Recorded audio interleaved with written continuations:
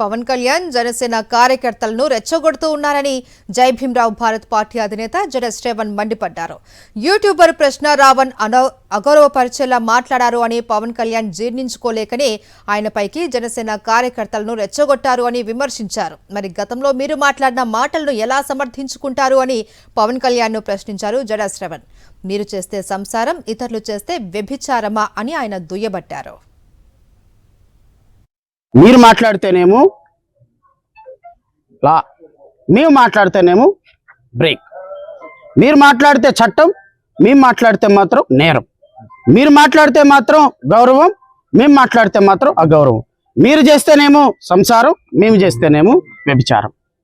ఇది గౌరవ ఉప ముఖ్యమంత్రి గారి యొక్క పరిపాలన. ఈయనకంటే హోమ్ మినిస్టర్ కావాలంట. ఇద్దాం.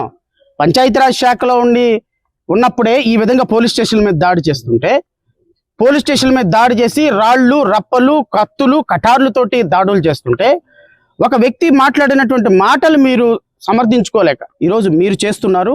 ఎంత చేస్తున్నారు అంటే, మీరు ప్రత్యక్షంగా అనుభవించి కూడా దానికి మూడింతలు మీ కార్యకర్తలను రెచ్చగొడుతున్నారు. మీ కార్యకర్తలు అనుకుంటున్నారు మా గౌరవ పవన్ కళ్యాణ్ గారిని అంటే మేము చాలా చాలా చాలా పోలీస్ స్టేషన్ల మీద పడి దాడి చేశామనుకుంటున్నారు. మీరు దాడి చేస్తుంది, మీ కార్యకర్తలను దాడి చేస్తుంది, మీరు సహకరిస్తున్నారు, మాకేదో గొప్ప పేరు వస్తుంది అనుకుంటున్నారు. ఒక్కొక్క కార్యకర్త వేసే రాయి 1,00,000 ఓట్లు మీకు నష్టం కలిగిస్తుంది అని మీరు గుర్తుపెట్టుకోండి.